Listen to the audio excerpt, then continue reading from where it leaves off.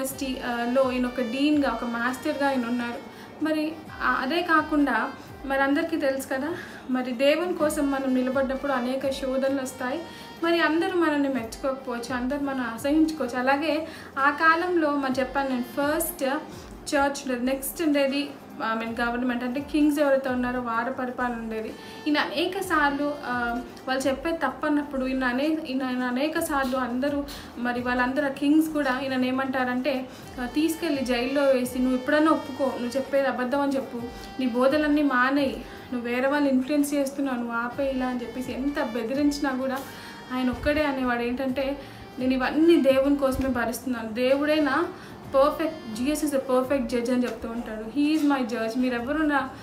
మీరెవ్వరు నేను చెప్పి నమ్మకపోయినా, ఆయనకు ఎవరు సపోర్ట్ చేయకపోయినా, ఆయన సపోర్ట్ చేస్తే వాళ్ళందరూ కూడా అంటారు, అయ్యగారు మీరు ఒప్పుకోండి, చంపేస్తారు కదా మిమ్మల్ని అన్నప్పుడు కూడా ఆయన దేవుని కోసమే నిలబడతాడు. అలాగే ఆయన చివరిగా మరి ఆయన ఏమంటాడంటే, నేను ఈ వాక్యాన్ని దేవుని, మనందరికీ తెలుసు యోహాను సువార్త 1వ అధ్యాయం 1వ వచనం చూసినట్లయితే అక్కడ ఆది అందు వాక్యం ఉండెను, వాక్యము దేవుని యొద్ద ఉండెను, వాక్యము దేవుడై ఉండెను. సో దేవుని ప్రేమించాడు, ఆ వాక్యాన్ని ప్రేమించాడు ఆయన. మనందరికీ తెలుసు word of God is nothing but God, మనందరికీ తెలిసిన విషయమే. ఆ కాలంలో ఈ విషయాన్ని అక్కడ ఉన్న ప్రజలకు తెలిసేది కాదు. ఎందుకంటే నేను ఇంకా వచ్చే వారాల్లో మార్టిన్ లూథర్ గారి గురించి చెప్పినప్పుడు చర్చ్ ఎలా ఉండదో నేను చెప్తాను. సో ఇలా ఈ వాక్యాన్ని కూడా అందరికీ బైబిల్ ఇచ్చేసి అందరూ చదవడానికి వీలుండేది కాదు. ఈరోజు మనం బైబిల్ ఇలా పట్టుకొని చదవగలుగుతున్నామంటే మనం చాలా ధన్యులము. మరి భారతదేశానికి ఒక బైబిల్ని పరిచయం చేస్తూ, అంటే మన చేతిలో అన్ని లాంగ్వేజెస్లో బైబిల్ ఉండడానికి కారణమైన విలియం కేరీ గారిని కూడా ప్రభావితం చేసిన వ్యక్తి ఆయన. ఎందుకంటే మరి ఆయన నమ్మేది ఏంటంటే, నేను చనిపోయేదాకా, నా ఊపిరి ఉన్నంత వరకు నేను దీన్నే నమ్ముతాను, దేవుని వాక్యానుసారంగానే నేను బోధిస్తాను, జీవిస్తానని అనేవాడు. ఆఖరిగా మరి ఆయనని 1415వ సంవత్సరం జూలై 6వ తారీఖున మరి ఆయనని ఆ చర్చ్ ప్రాంతంలోనే ఆయన ఒక దేవుని ఎలాగ సిలువేశారో, మరి ఆయన మాత్రం సిలువేయలేదు, కానీ మరి ఆయన ఒక పోల్కి కట్టేసి మరి ఆయన చుట్టూ గడ్డిని లేకపోతే చెక్కలు అన్నీ వేసేసి, అప్పుడు కూడా ఆయన చచ్చిపోతారు. అందరూ అడుగుతారు, నువ్వు చెప్పేది తప్పని ఒప్పుకో, ఇప్పటికైనా ఒప్పుకో, మేము క్షమిస్తాం, నేను చంపమని చెప్తాను. ఆయన అంటాడు, నేను దేవుని కోసమే నిలబడుతున్నాను. ఆయన అనే వర్డ్ ఏంటంటే, నీ కోసం నేను ఈ యొక్క దేవా, అప్పుడు కూడా ఆయన పాటలు పాడుతూ ఆ యొక్క మంటల్లో కాలిపోయి ఉంటాడు. ఎందుకంటే మనందరికీ తెలుసు ఎందుకు ఆయన అలా కాలిపోతున్నా ఆయనకి ఏ బాధ కలగలేదా, వేదన కలగలేదు, భయం కలగలేదా అంటే, మరి ఇర్మియా ప్రవక్త ఇలా అంటాడు కదా, యెహోవా మాట నా హృదయంలో అగ్ని వలె మండుచు నా ఎముకల్లోనే మూయబడి ఉన్నట్లుంది.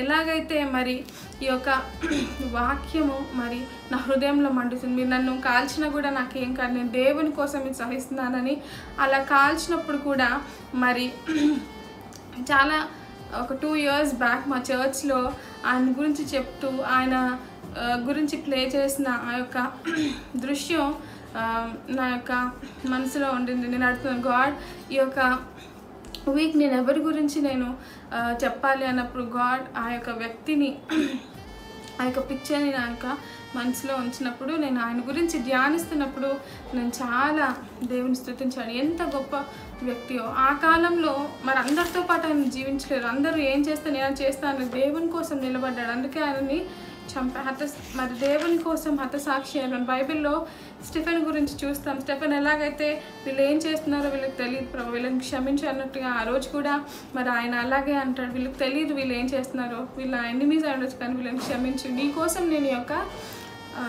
క్రూయల్ డెత్, ఈ భయంకరమైన మరి మరణాన్ని నేను పొందుతున్నానని చెప్పేసి ఆయన దేవుని కోసం హతసాక్షి అవుతాడు. కాబట్టి మరి దేవుని వాక్యం గురించి మనం ఈరోజు ఈజీగా మనకు బైబిల్ దొరుకుతుంది, చదవచ్చు, కానీ చదవడానికి మనకి ఇంట్రెస్ట్ ఉండట్లేదు చాలాసార్లు. కానీ చూడండి, ఈ వాక్యాన్ని మరి అంత ఈజీగా మనకు రాలేదు. ఎంతోమంది తమ యొక్క ప్రాణాలను మనకు ఈ వాక్యం చేర్చడానికి మరి దేవుడు ఆ యొక్క వ్యక్తులను వాడుకున్నారు. ఆయన మరి చెక్ రిపబ్లిక్లోని అనేకమైన విషయాలు, మనం ఏదైనా మిషనరీ గురించి మనం మాట్లాడినప్పుడు, లేకపోతే దేవుని సేవకులు మరి వాళ్ళు ఏం చేశారంటే, వాళ్ళు ఉట్టి దేవుని సేవను ఒక్కటే బోధిస్తూ వదిలేదు. వాళ్ళు ఏంటంటే ఇతర సోషల్ వర్క్స్ కూడా చేసేవారు. మరి ఈయన